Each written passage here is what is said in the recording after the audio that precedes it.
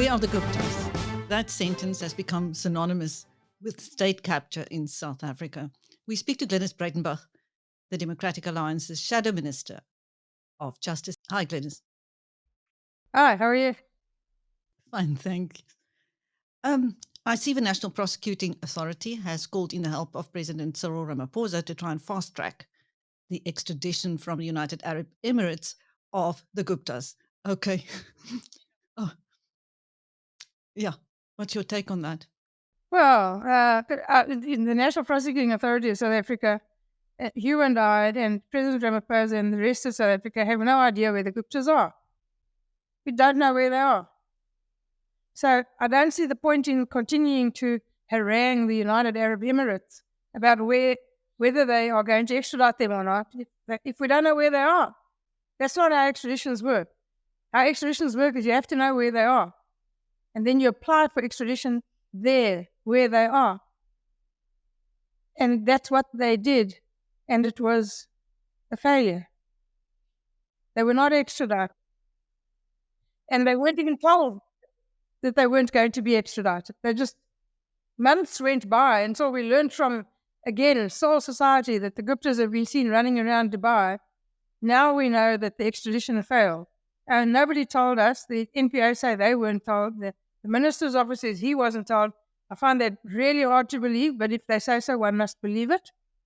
But they don't know where they are. And the minister also doesn't know where they are. And certainly Mr. Ramaphosa doesn't know where they are. So, I don't see the point in this. We need to find out where they are. It's unlikely they're still in the United Arab Emirates. Yeah, and the minister's visit to UAE also didn't produce his constant visits to the UAE to allegedly go and look for the Guptas. Yes, haven't produced nothing. So, meanwhile, the NPA says it has restrained and preserved, 14 billion of state capture assets and has recovered 6 billion. But we're talking trillions here.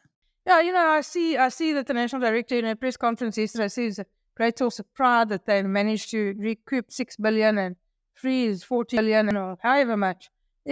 Yes, I'm very pleased that function is working, that they have managed to freeze monies that are ill-gotten gains, that they've recouped billions that are ill-gotten gains. But as you say, it's not even a drop in the ocean of the trillions and trillions and trillions of rands that we were robbed of.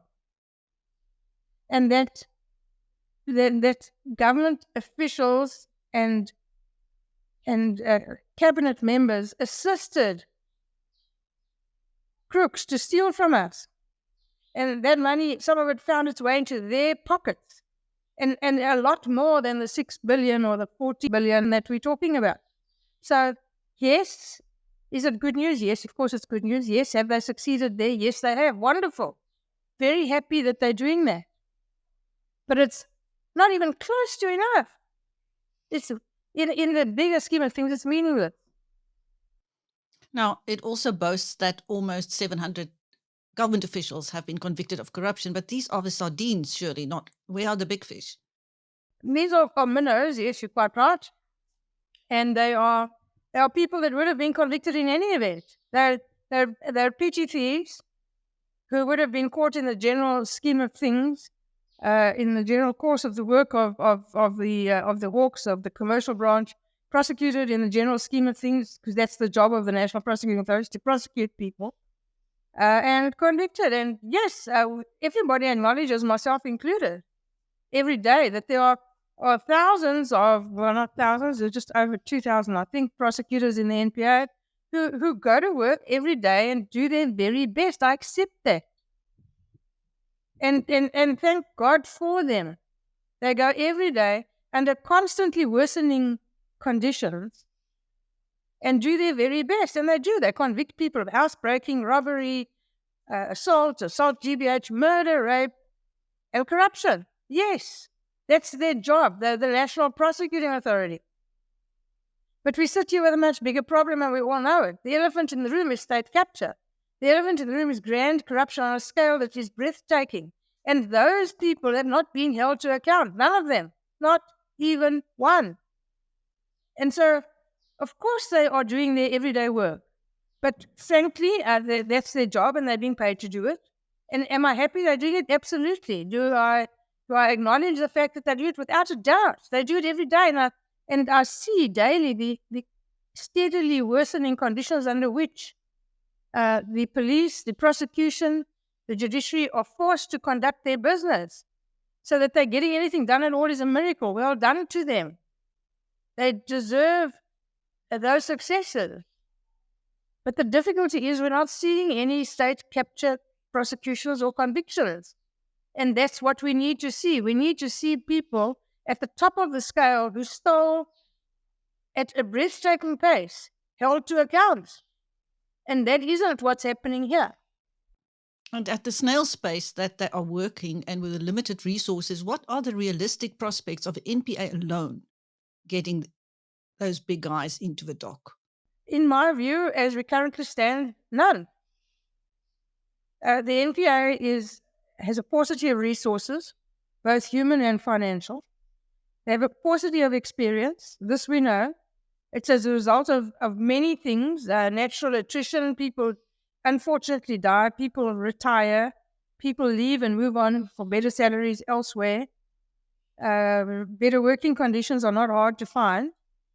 And so people leave. The people who have stayed, thank the good Lord for them. That they're doing their very best, again, under trying circumstances, without a doubt. But there's insufficient experience in the NPA to deal with the deluge of state capture cases that require attention. There are people in the NPA with a lot of experience who are perfectly capable of prosecuting these cases. But there are so few of them that they can't deal with this river of corruption.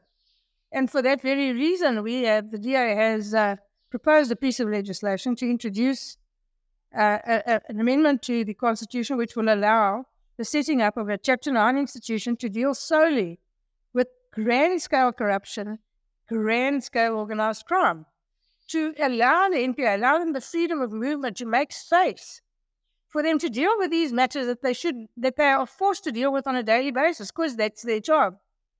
And take away this terrible pressure and burden from them of trying to also deal with state capture, with grand corruption, with huge scale organized crime, while still being expected to do all this other work.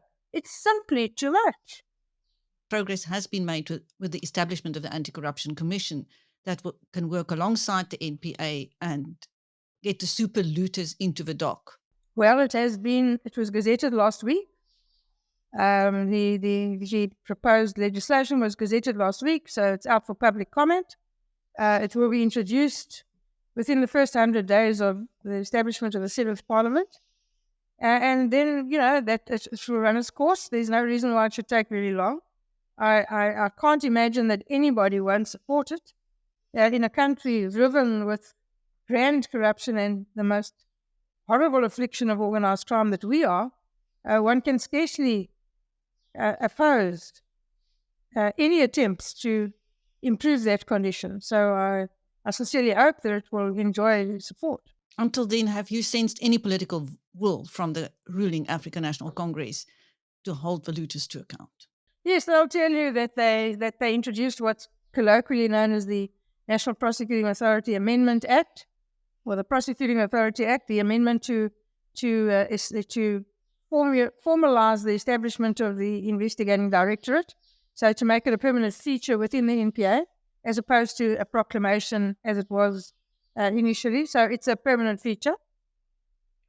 In my view, and it's an argument that we've had all along and will continue to have, that doesn't answer the problems that we're facing, because as we saw with the Scorpions, which was housed inside the NPA as the ID is, that as soon as it became uncomfortable, as soon as they started biting the hand that fed them, they were just landed with glee and with ease. Because all it requires is a simple majority in Parliament, 50% plus one.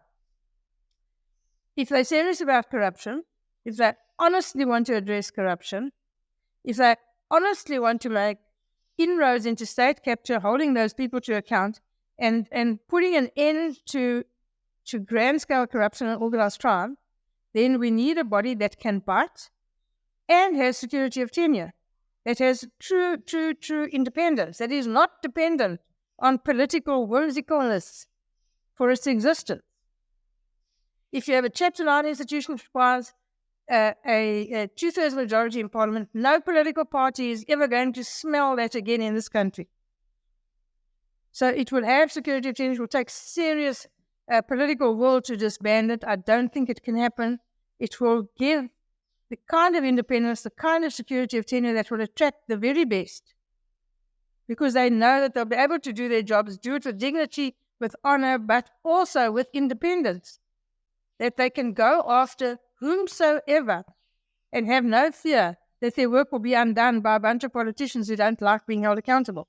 If everything goes according to plan, Glynnis, how soon could the Anti-Corruption Commission be established and get Well, working? it will depend. Of course, it's not an overnight thing. It's a big endeavor. It needs to the legislation needs to work its way through Parliament. That takes time. A constitutional amendment is no laughing matter. That needs to be dealt with and then agreed to in Parliament. Then the Commission has to be set up. It has to be first, the structure has to be sorted out. We have a very good idea of how we'd like it to look. And we have a very good idea of how we would staff it, but it needs to be populated. We need to have people of sufficient ability and experience to do the investigative work, to do the prosecutorial work, to do the forensic analysis work. Of course, you need to negotiate a budget from Treasury. So, but as I say, it will be introduced within the first 100 days, and we'll push it as hard as we can. Thank you. That was Glynnis Breytenbach of the Democratic Alliance speaking to Biz News about the elusive Guptas and giving us an update on the establishment of an anti-corruption commission to go after super looters. Thank you, Glynnis. I'm Christine. Just.